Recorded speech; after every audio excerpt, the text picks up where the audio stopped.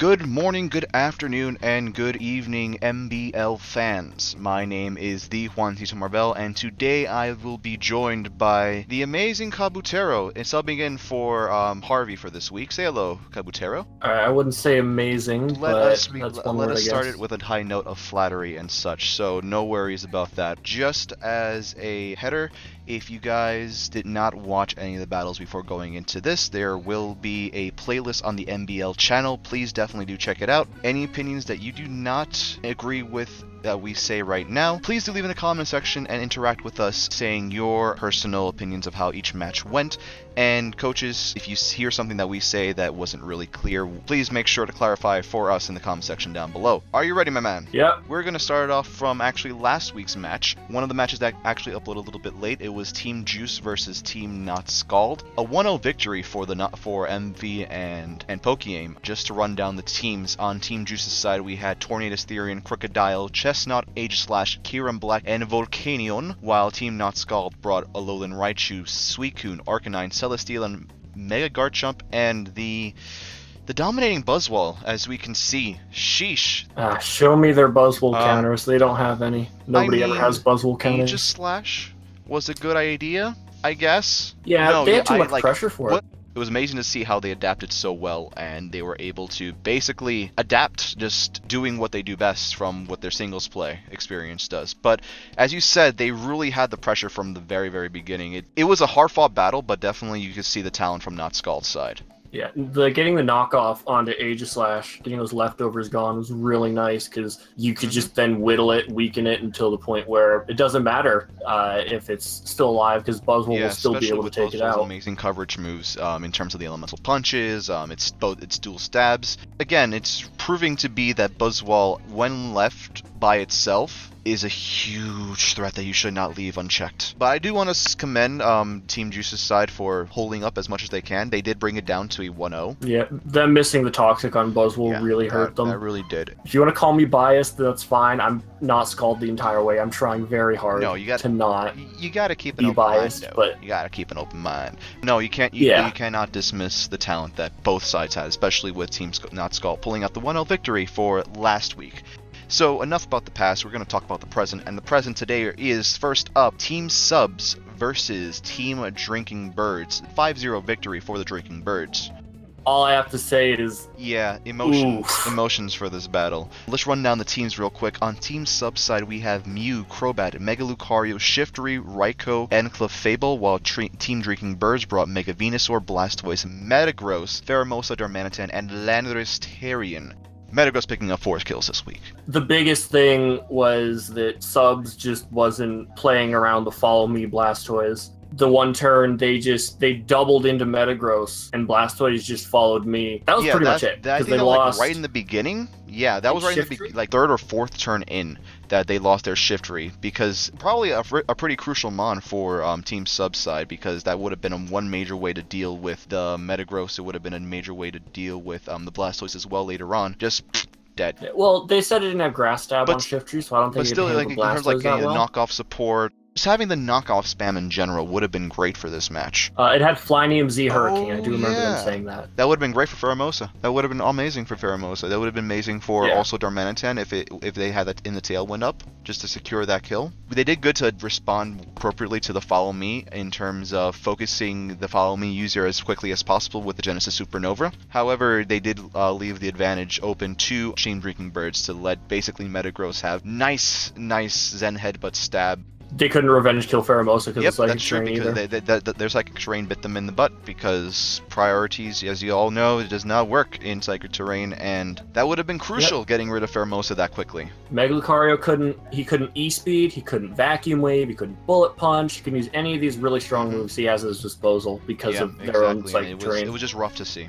But I do want to commend Drinking Birds for keeping the pressure basically throughout the whole game. Once they knew that their Follow Me play worked, they saw Team Subs would not responding to it well from that turn. They just kept up the pressure and didn't allow it, because they preserved the Pheromosa to keep that 5-0. They knew they had the game in the bag, and it was just a well-played game by Drinking Birds. One thing that really stood out to me was the Landorus TIVs that I think Raikou's HP Ice was very, very close to a 3-hit KO depending on rolls. possible 3-hit KO.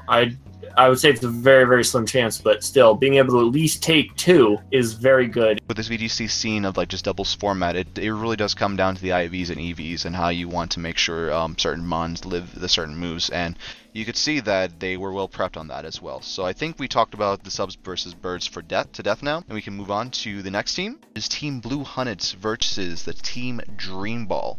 Another 5-0 victory happening right here. Before we go into the comments and our analysis on this, let's just run down the teams. Team Blue Hunnits brought Mega Sharpedo, Curum, Tapu Lele, Rotom Heat, Electivire, and the Deoxys, while Team Dreamball brought Tapu Fini, Drifblim, Scrafty, Zygarde, 50%, Bronzong, and the Heatran. Wow, there's just been a lot of like pressure from certain mons these certain weeks. Like we see from the last time we're going to switch right now, there's a 4-0 from Metagross, and now a 4-0 again from Zygarde, 50%.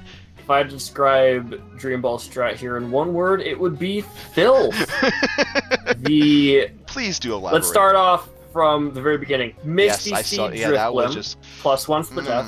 That's already a certain level of disgusting. Common in VGC, of course. Yes. Also given at the end burden. Yeah. Then it starts stockpiling.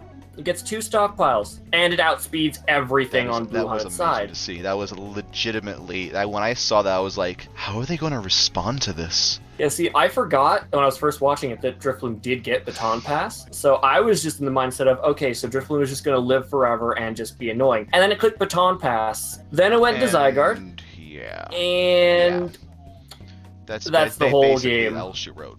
Literally, like, if you had a script, and then it says, scene, enter Zygarde, and then nothing else after, that's basically what happened. So you now have a mon that is very bulky in both defenses, has the Dragon Dance to set up, the swagger from the Finny and Misty terrain, and just when you think it can't get any worse, the Finny is also carrying Heal Pulse and brings his Zygarde to full health. That they've, I think, brought Heal Pulse. I'm not sure if they brought it week 1, but I do definitely remember bringing it on Mega Audino last week.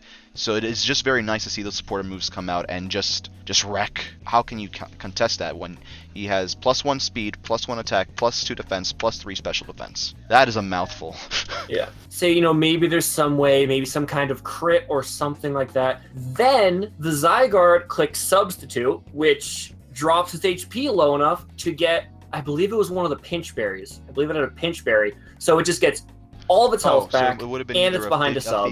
And Wakan, or no, not Wakan. Just I know which berry. I know which berry you were talking about. Like, just one of those new ones that got the change, a wiki berry or something like that. I'm loving Team Dreamball just stepping it up and taking things literally out of the bag and trying new things to fit Leaf format. Yeah, I will admit I was really rooting for Blue Hunnits, but as soon as that Baton Pass went off, it was tragic. Honestly, it was just. But it's okay. It's only week 3. Enough about that. We're going to go on to the next team, which is Team Disney versus Team Mythical. There was a 3-0 victory for Team Disney. And running on the teams really quickly, Tornadus, Incarnate, Silvally, Ghost, Lantern, Gyarados, Magmortar, and Tapu Bulu on the Team Disney side. And for Team Mythical, they brought Mega Medicham, Magnezone, Garchomp, Cresselia, Guzzlord, and Nidoking. And you do know why I say Guzzlord in that manner. Actually, you don't really? You don't remember it staying on the field and getting up to +3 stockpile and... Oh, I remember it. Yeah, I remember it living forever, but it didn't do much. It provided ample pressure, I feel, that they had to address it in some way. It literally, though, sat on the field until the very last few turns. It was just at least a distraction for them. They had to always keep themselves worried about, oh, what is this Guzzlord going to do? How are we going to attack it? But you are right in the fact that Team Disney definitely planned well around possible setup for the fact that they did bring Soak Lantern this week. Definitely. I've said this before, and I'll say it again. They need to fix the Silvally colors. They really need to. There's like 3 of them. 3 colors that looks exactly the same. You don't look close enough. I believe they used Flash Cannon on it for Magnezone early on, and I even wrote down, I was like, okay, they think it's Fairy, and I wrote down it's actually most likely Psychic, and now I'm seeing it's Ghost. I'm actually going to look this up right now in terms of Silvally colors. Which one's, like, in terms of that coloring? When has Ghost in Pokemon ever meant light pink? That is either Psychic or Fairy. Fairy should be the lighter pink, and then Psychic would be a more vibrant shade of pink, but it's Ghost. One thing I do want to say also with Team Mythical, the Flame Body skill swap off of the Mag Mortar was really I like clever. That. I like that as really well, liked that. Unfortunately, they took a lot of advantage of that, actually. Yeah, Gyarados with Earthquake had just had a field day at that point. Yep, because it could just hit everything on the field. The whole team was grounded except Cresselia, and her taking away the Levitate just let them do free Earthquakes. Yep, Nidoking came in and just died. Honestly, by the time it was like towards the end game, I did completely forget that Soak was still on Guzzler. I thought at one point it switched out. But the fact that they didn't switch out, they tried to preserve their bulkiness, honestly costed them for the fact that Tapu Bulu just came in and just leached off everything. Wood Disney played again well around the Trick Room, stalling out to the point where they felt comfortable of coming in and just wrecking face. I will say that when they Dragon Danced in the Trick Room, it did kind of throw me off guard, but that just shows how confident they were in their ability, that being reduced speed doesn't matter. At that point, again, they were knowing that, okay, we can at least start setting up here, make sure that our Mons are at the strength that we need them, and then just stall it out. Clean game from both sides, I feel, because Team Mythical played it. If they wouldn't have gotten soaked, I feel like Guzzler would have been a bigger problem than it was. I am curious about the Magnezone set. Are you aware about the Magnezone set? Because it was, I think, the biggest debate so far. I wrote down my notes like, oh, this is definitely AV. There was no way it could have lived that well, the Heat Wave. But it went for Protect. Was it like just a bulky variant in that case? Possibly they got a low roll as well. I don't think there's much to say more about this. Each side played for the long game, and it just ended up with Wii Disney taking that 3-0 victory. 3-0 in the series right now for Team Wii Disney. Who is going to stop them? Who knows? Will they be stopped? We'll see next week. And we're going to go into the next scene right now, which is Team Leakey versus Team Juice for this week. 3-0 victory to Team Juice. Let's just run down the team before we talk about things. On Team Leakey's side, it is Rotom Frosh, Abomasnow, Necrozma, Magmar, Sylveon, and Rhyperior, while on Team Juice's side, it was Volcanion, Crocodile, Chestnut, Aegislash, Tornadus Therian, and Kyurem B. What do you got to say about this? First thing that I noticed immediately was Stealth Rocks on Crocodile. You do not see hazards used very much in doubles, but I think it was a very smart choice, pressuring the Rotom Frost, pressuring the Abomasnow, pressuring the Magmar, whittling down maybe something like Necrozma. Sylveon can't Baton Pass. Goemon's really not affected. All is but it did prove, because I remember them saying for a calc, oh wait, Magmar's was lit. Oh shoot, we did not attest for Stealth Rocks. So that just honestly, in terms of a doubles format, just throws everything into the when you have to factor in hazards. Another really good play was the Chestnut Worry Seed for the Sylveon. That was amazing. When I saw that, I said, okay, I'm pretty sure that they literally have no candle to this. This is going to be a very, very hard match to come back from with that, because once Sylveon loses the Pixelate, which basically gets bread and butter, it's just an Eevee, basically. You don't run Moonblast because you don't expect to lose your Pixelate. It kind of hurt them a lot more than they expected. They were just playing recklessly, because at one point in the battle, I just said one of the sides only have just one Mon left. Where did the other two Mons go? They just went so quickly. Team Leakey just, I feel like, needs to start prepping and start like specifically EVing for certain Mons, and just come down to analyzing the whole team and finding out which is the bigger threats. I'm seeing just a lot of hyper offense, personally. Like this week, Specs Rotom Frost, Focus Sash Abomasnow, Necrozma and Rhyperior were Z moves, Sylveon was an offensive Baton Pass, and Magmar was, I think, the only supportive Mon they had. It was just a lot of offense when you just leave yourself wide open to things like Volcanion, which literally tore them a new one. Chestnut that can spam any sort of like support moves that it can do. Crocodile kept on intimidating, and then just Kyurem Black. Kyurem Black just being that ever presence in the back. I looked at the teams right before it started, and I looked at Juice's side, and I was like, they have very little for Rotom Frost. I think if it wasn't Specs, it would have just been the perfect matchup versus the team. You have the electric moves, things like Volcanion and Tornadus. You've got the Blizzard with the Abomasnow for things like Crocodile and Chestnut and such. And the things that don't get hit by this super effectively, you can run something like Will-O-Wisp and just completely cripple something like a Kyurem Black. Even T-Wave is the last move. Just dual status and then dual stab. And honestly, even though they did bring in Specs, I think it only saw the field once when it both switched out, and then the last turn. That's literally all that we saw from Rotom Frost, which is unfortunate. We'll play to Team Juice, and again, Team Leakey, just keep on trying. It's only week 3. You can adapt. You can learn from these battles. We're going to go into the next match, which is Team Jamie versus Team Flawless. 2-0 victory to Team Flawless. Running down the teams, Team Jamie brought Tyranitar, Mr. Mime, Porygon Z, Mega Blastoise, Victini, and Excadrill, while Team Flawless brought Togekiss, Infernape, Salamence, Mamoswine, Magearna, and Hoopa Unbound. I would say a lot of this was just unfortunate for Team Jamie. Mr. Mime got frozen by Togekiss's Tri-Attack. Correctly, yeah. Serene Grace Tri-Attack is just disgusting. Serene Grace honestly legitimately should not exist. The mons that get it gets just so many like secondary status moves. It just hurts. I also feel like Team Jamie brought a lot of different things in terms of speed control, because they had a Tyranitar and what I assume was a Sandrush Excadrill. I just remember it died in one hit, so we didn't even get to see what it did. But then they also had a Trick Room Victini. They had a lot of pressure, just, again, like you said, a lot of speed control and just trying to make sure they were on top. Yeah, I'm assuming the Trick Room Victini was maybe to counter the Tailwind that Flawless has been using a lot. They have like just a lot of mons that have, again, potential for speed control. Like Mamoswine has priority, Infernape priority, Togekiss, you said, with Tailwind, and also Salamence. Hoopa Unbound, it's a great Trick Room user. If you run it with Tailwind, it's a great abuser of that as well. A lot of abuse of speed from Flawless' side, and I did enjoy seeing Jamie trying to control that a little bit. Going back to Infernape's priority, that was absolutely critical in this match, because with Team Jamie's D-Dancing Tyranitar, it was basically follow me, Mr. Mime, D-Dance T-Tar, protect. They were just trying to find a way to get rid of the Infernape, because one Mach Punch and T-Tar is gone. The Mr. Mime freeze was unfortunate because then they had to rely on Blastoise, which Flawless had the Thunder Punch for, and I know one turn in particular they predicted that instead of going for Mach Punch on T-Tar, they clicked Thunder Punch, and Blastoise used Follow Me, and it's met with a Thunder Punch to the face. Yeah, there was actually a lot of like good use of Follow Me, and just like the team responding to the Follow Me very appropriately afterwards. Another thing I should say that stood out to me was towards the end of it, Flawless just let Magearna die. They just Earthquaked with Mamo, and Magearna just dropped, and they had a Togekiss in the back that was just waiting. I noticed that in the last week as well. They play very riskily with their Magearna. Week 1, you saw them use Magearna very well, but these past 2 weeks, not that much of big importance for Magearna.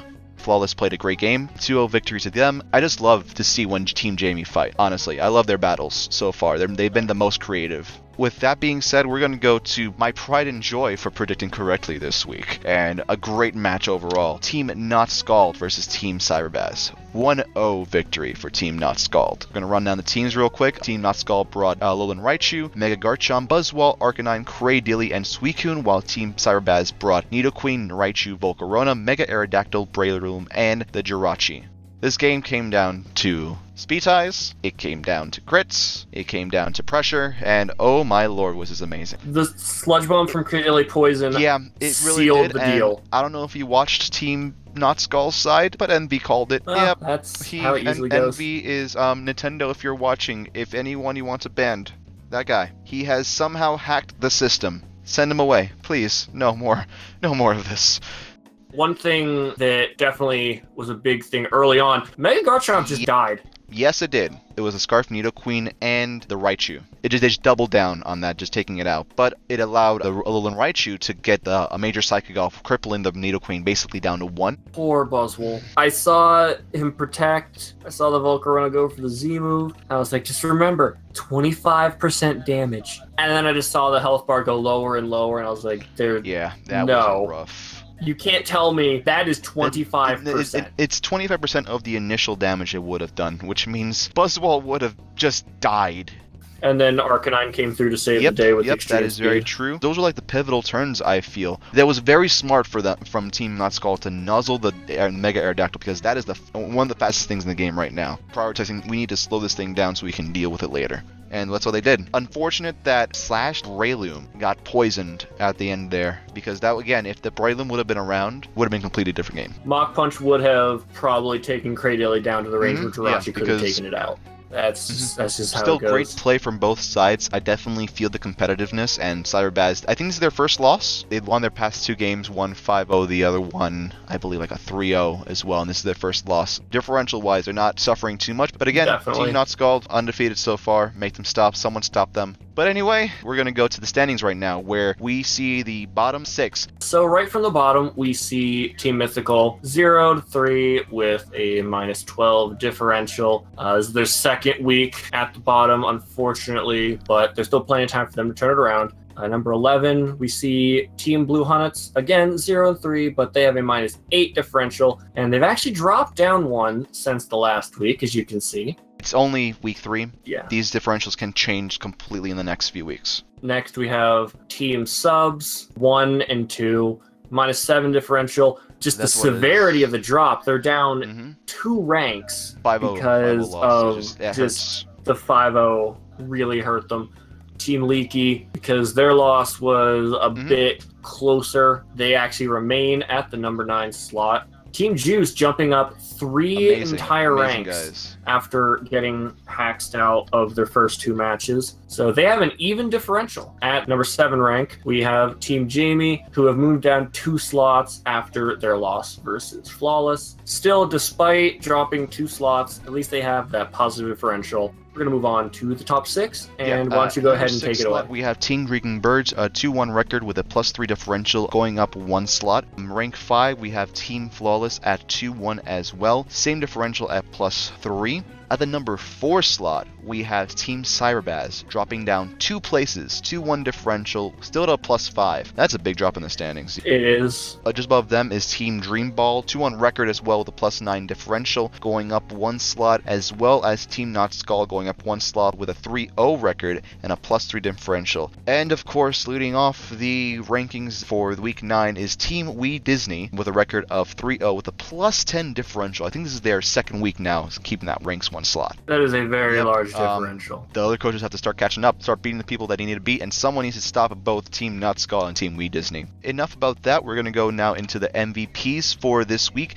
At rank 1, we have Buzzwall with 6 kills, 2 deaths, and a +4 differential. Following that is Magirna with 6 kills and 2 deaths, +4 differential as well. And for the number 3 slot for this week, we have Tapu Fini with 5 kills, 1 death at a +4 differential as well. That's really weird seeing a Tapu Fini have a lot of kills. Yeah, when you have it when you have like a heal pulse mon right next to you giving you the little boost, making sure you don't die. That's Tapu Fini. Tapu Fini's a threat. First place, you've got the Schwarzenegger Mosquito. Second place, you've got the orbital cannon. And third place, you got a little dolphin. the wife of Chucky, honestly, Magirna, because it's just scary. But yeah, it is impressive to see a bulky mon just doing so well. And this is the beauty of just doubles format. You see these mons come out and shine when they don't really see that much shine in regular singles play. But we're going to move on to the rest of them. At the number 4 slot, we have Zygarde 50% with 5 kills, 1 death as well, +4 differential. Following that is Porygon Z at 5 kills, 2 deaths at a +3 differential. 6th spot is Metagross with 4 kills and 1 death with a +3 differential. Following that is Gyarados in the 7th slot with 4 kills, 2 deaths with a +2 differential. At number 8, we have Tornadus Incarnate at 4 kills, 2 deaths, +2 differential. Literally, these last 3 shots are just the genies, with Landorus Therian at number 9 and Tornadus Therian at number 10 with the same score of 4 kills, 2 deaths, and +2 differential. This is really showing how important the genies are to doubles. They may not be at the top, but there are 3 of them in the top 10. I also want to point out that Metagross, being in the number 6 spot, was entirely from this week. Yes, he got 4 kills this week, and only has 4 kills in general. So this is purely just beginning of season stuff that we see all these differentials jumping around and such. And as you see on the screen, the full MVP table is available on the Season 2 doc, which is public for everyone to see. Alright then, so if you guys did enjoy the video, please do leave a like and a comment down below just giving your opinions of what happened this week. Coaches, again, we open up the comment section to you to explain some of your plays. I hope you guys enjoyed the video, and we will see you guys for week 4 of the NBL. Hope you guys have a good day, evening, or afternoon. Adios!